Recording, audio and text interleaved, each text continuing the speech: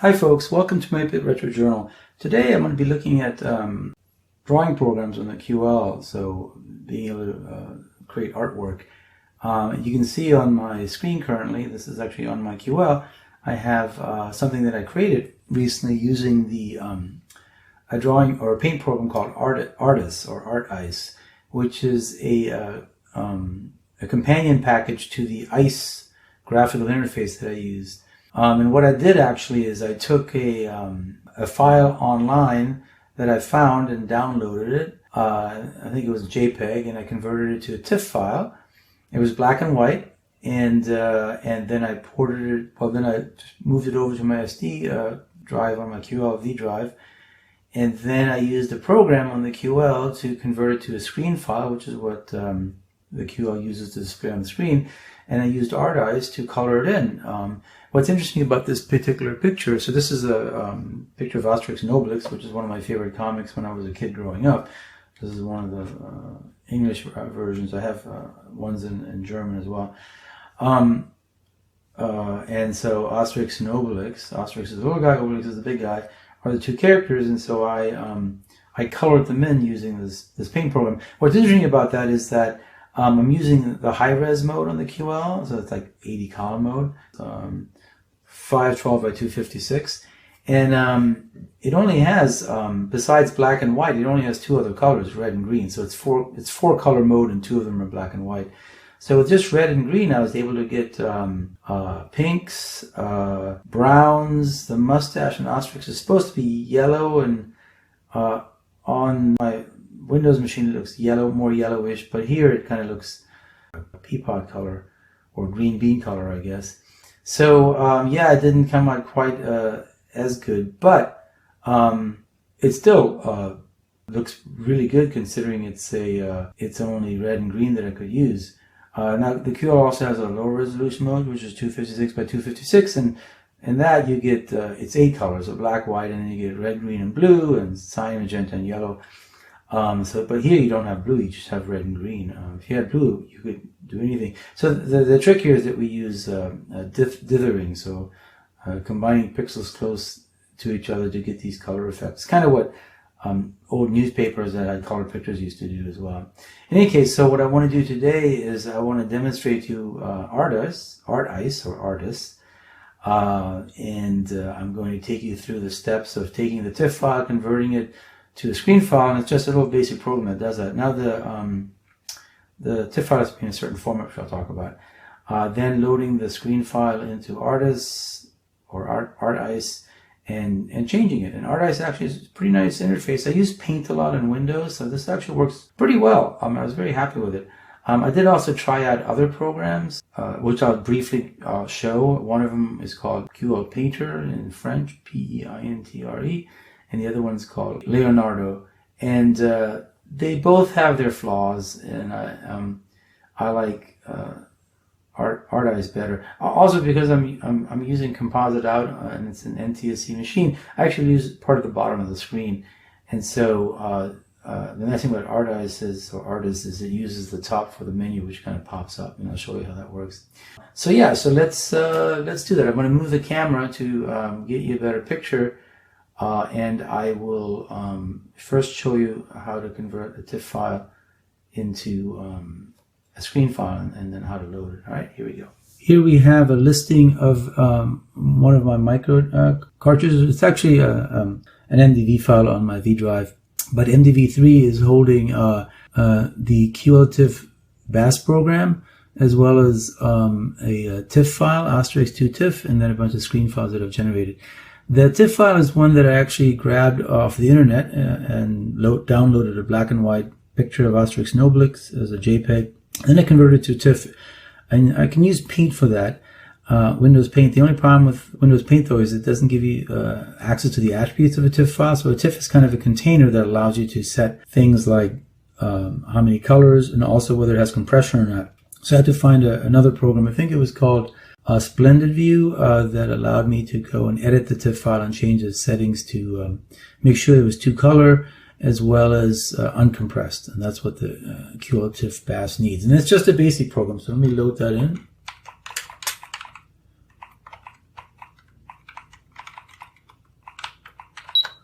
and then we can just take a quick look at it, and then I'll run it. It's not a very long program. And take a look at it, and yeah, so there's not much to it. It basically just goes through the TIFF file and decodes it. So let me run that. And so it's going to ask for the file name, which is also the path. So I should say MDV3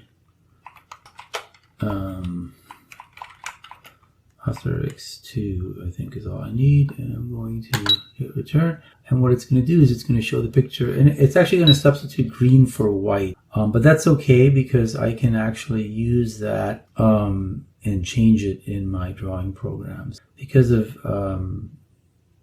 and what you'll see is the outline of the image is about to start here in a second, just to see the top of, I'm not going to run this completely, but here it is. So we've got, yeah, that's the top of Obelix's head. And so this is, what this does is it decodes the TIFF file completely. And then once it's decoded, it goes and saves it using the sbytes QDOS command, save bytes. It saves the to a file name.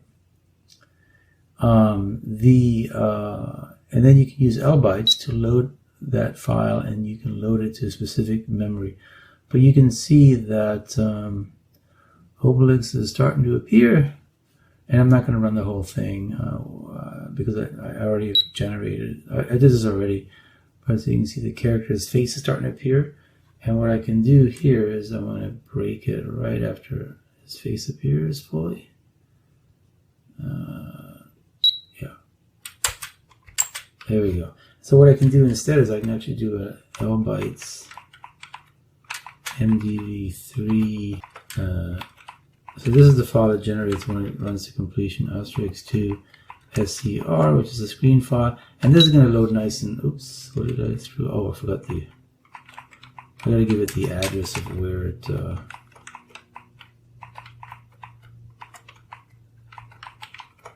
and it's at 131072 is the magic, oops, is the magic number. And you'll see that it does this funky way of loading it, but it's much faster. And so here is the picture that I brought in.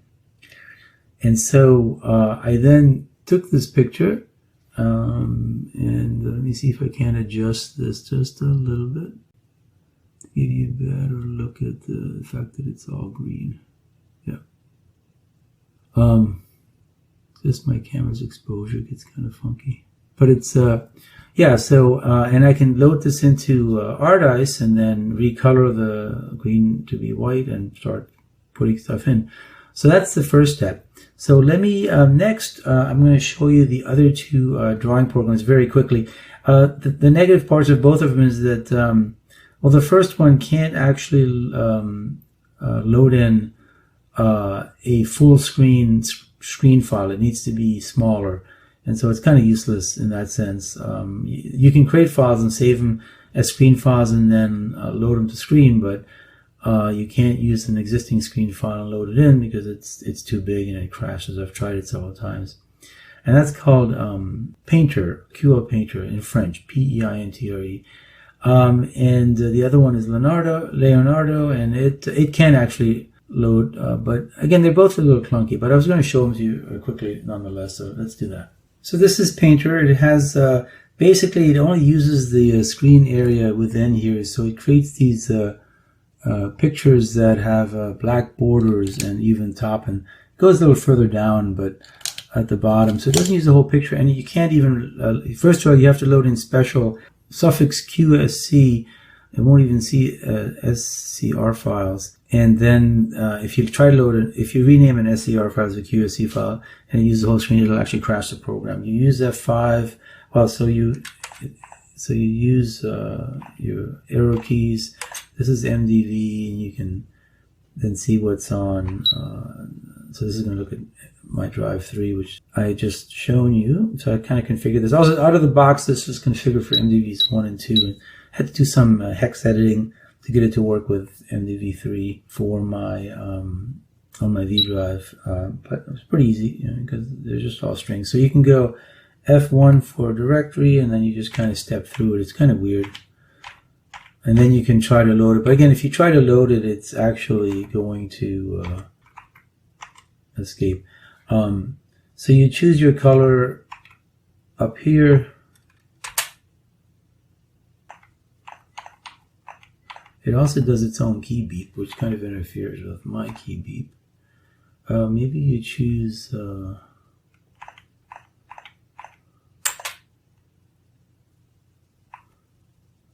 yeah, so you can add a... Oh, and the other thing is you kind of... So yeah, if you hold the space bar down, it actually kind of drags it. And it can do things like...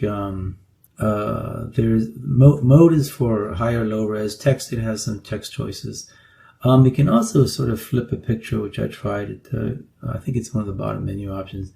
But yeah, I wasn't as enthralled with it, especially because of the save options. I mean, it's nice to see the menus constantly, but you'll see how ARTice does it to give you the full screen. So, and just the fact that it can't load in a full screen SCR file at 32K, which is the size of screen memory. It needs to be like 27K, otherwise it crashes. And needs to have a special suffix, and cuts off the sides. So this wasn't my favorite program, and it's a little slow as well. I do like the layout and the language, and the features. It has one cool feature, and I forget which one it is. It might be one off the screen. It allows you to rotate and flip a block. So that's something ARTice can't do.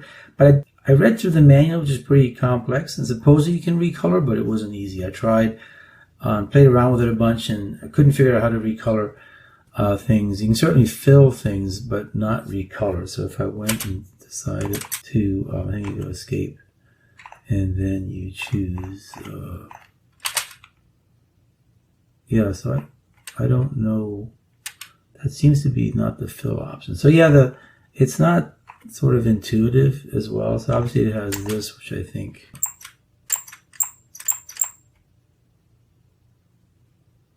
So it's using letters. So I don't. Yeah, it's basically.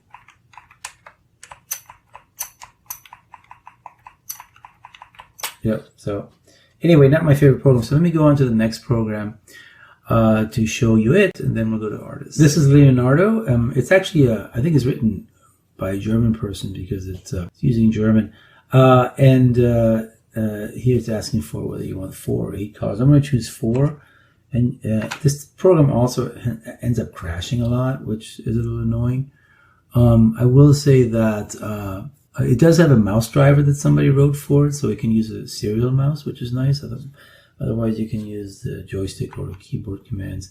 But it does crash a lot, so that's a little annoying. But let me, so it has all these features where you can, I think this one's kind of a cool feature here. So this is going to draw a white circle, and I think you go dot, dot, and then you can actually, dot, and then you can actually rotate it. Yeah, so that's nice. So that's something that ARTice also doesn't have. But some of the other features, I mean, I don't think it has recoloring, so it's pretty simple. Let me show you how to load in so the other thing is it doesn't let you give full path names. It expects it to be on a microdrive, and it also expects a particular suffix, which is instead of SCR, BILD. So again, you have to be careful. Here's how you change color. But here, right, so now it has a message in the bottom. And again, this is the fault of having NTSC using TV composite mode. I kind of remember what it was. So you hit L for load, and then you hit the name of the file you want to load. So I can do it blindly. Hopefully. If not, I'll just... I think that was it. Let's see if it'll read it. It did not. This is how ARTice comes up. It's just a circle in one corner, and you can actually move it, and it's actually if I hit that, it'll actually start drawing for you. If I double click, it brings up a menu right in the middle, which is nice, and it really moves quickly and fast. First thing I want to do actually is change modes, and that's going to lose me my picture, and I'm fine with that. Again, this is using the ice ROM. The next thing I want to do is change my cursor because it's kind of ridiculous. And you can change the brush. You can actually define your own, which is kind of cool. So let's say I want a tiny itsy bitsy one and replace the big fat one, which is kind of useless. And this is the speed that I want. And the nice thing is you hit the mouse button or the joystick, and then it just automatically presses it down. So here it's like an Etch-a-Sketch. But again, it's much more powerful than that. The other cool thing, by the way, is this undo feature. So if you do undo, it says, do I want yes, and then place the message up here. So now the nice thing is, if I go and make a mess, like, oh, I didn't want to do that, and then maybe I make another mess, right? And if I double click, it's going to say, do you want to keep these changes? And if I say no, it removes them. So that's really nice. It's very handy. And then every time you click, it's going to ask you. So I tend to use that when I'm doing, so do the undo and say no, and you're back to, oh, it wants to have it defined. Now let's put it up here. All right. And so this gives you, if you don't do that, the problem is, if you accidentally draw, you have to figure out a way to undraw it. It has magnify, which is kind of a cool feature, which I'll show you. Copy is another cool feature, but let's load in and recolor. So let me load in the file. I don't need a directory, but I can just do it anyway. And it's MDV3. And this is going to give you an ice-like directory dialog box, which is kind of nice. Oh, I used the underbar. I'm not sure if I wanted to do that. It may not find it. Oh, it did. Okay, good. Yeah, so I want to load in Asterix 2 screen. But then it just wants MDV3 Asterix 2 SCR. In case it doesn't really matter, but I'm just taking extra care. And so this is going to load in. And I'm just going to show you how, briefly, how I actually, so that's what you get. And it loads pretty quickly. What I did first is I did a recolor and the whole thing, and I recolored black stayed black, red stayed red, green became white, and white stayed white. And so boom, recolors the whole thing. So that's a really nice feature. Yes, I want to keep it. Like if I say no, it'll actually revert it. So I'll just say no really quick. Look, it'll revert really quickly back. So I'm going to do recolor again, the whole, and black's going to be black, that doesn't really matter, white, there we go. And this time I'm going to keep it, yeah. So then what I can do is I can start filling in the different characters. So I can create my ink colors, and this basically puts two patterns together, and it tells you what, so you can have a stipple pattern of left, bottom, on the corner, or at an angle. And so if I go and use this pattern and say, give me mostly white, I already had it, and give me some red, that's going to be my skin tone. And then I got to select it again for fill. And then I'm going to go to and hit that, and it'll just fill it up for me. Does a really nice job, and does it relatively quickly. And so right away I can get the skin tone firm. And if you if there's an issue where it kind of goes through, you can also then sort of edit. So let me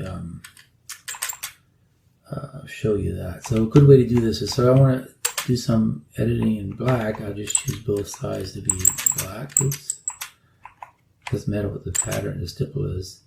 And then, yeah, so I just unfortunately added a black point, and there's no way to undo it.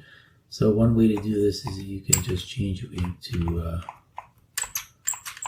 white, so, and then just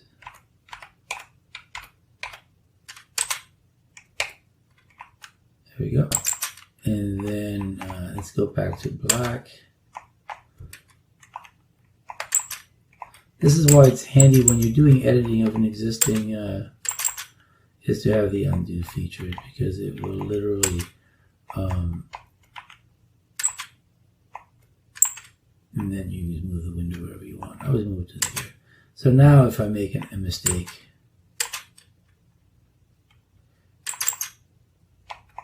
it'll ask me, right? So if I go, oops, and draw an Obelix, and I can literally undo my mistakes.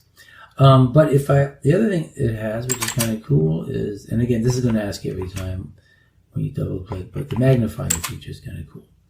So if I want to go to the bottom of Asterix, it's actually going to move. Right now, it's a little bit off screen, but if I move it to the bottom of, yeah, you can see now it's at the bottom, at the top. So it kind of flips sides. And so now if I want to do a little bit of editing here, you can see it just gives me the pixel by pixel pattern.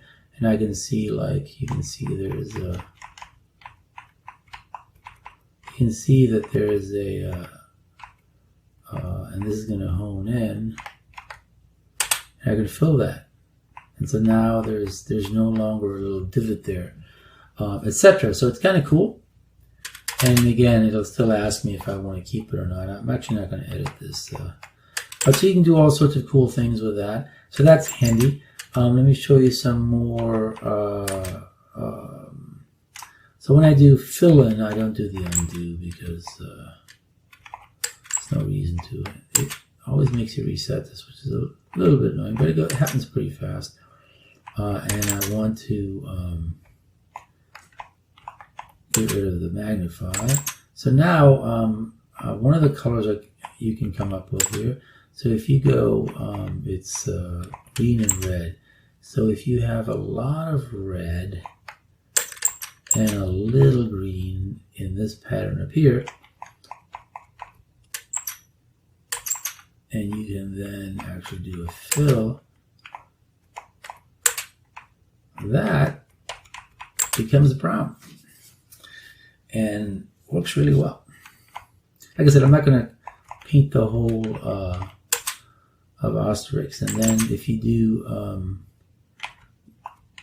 evenly, and you do this pattern, it actually has the appearance of, on this monitor not so much, but it actually has the appearance of yellow. Alright, so here, what do I want to do yellow with? Oh, his mustache. Because Asterix's mustache is, yeah. So it looks kind of a pea green here, but if you have it on a nice clean monitor, you can see in the picture that I posted as my thumbnail, you get a nice clean look. So yeah, and with all that, I was able to generate. Let me just load it in. After lots of work, I was in DV3 and actually saw that I had a little bit of a bug already here, so keep finding things. Asterix 2, color 2, oops, 3, and this is gonna, here it is, shimmering a bit, but so this is the final colorized version. Yeah, looks pretty good. You know, the colors I think look nice. So that's nice to see that you can, with 4 colors and 2 of them being black and white, so just green and red, you can come with all these different hues and combinations. And again, it's shimmering a lot because there's lots of stipple patterns here, and a composite video just doesn't do very well with that. But yeah, and again, this is actually the thumbnail on this video, and the Asterix beard doesn't actually, you know, it's a little, doesn't come really across well on the camera, but it's a little more yellowish than there. It looks more teal on the video. All right, what I want to show you next is the ARTice in mode 8. So you have a few more colors, just to quickly show you some of the other colors you can get. So let's do that. But now the cool thing is, first of all, I can just recolor because I like to have a white canvas. So the only thing I need to recolor is black to white, and everything else doesn't actually matter, right? Yeah, so this will give me a nice white canvas, and then for here now I can choose different colors. I can go, my ink is going to be blue, yeah. And I can, let's choose a,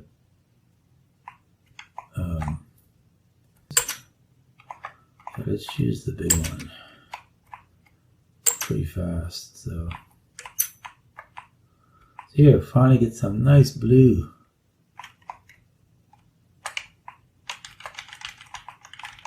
Yeah, so, and then again, other colors. So lower resolution, but oh no, I don't want.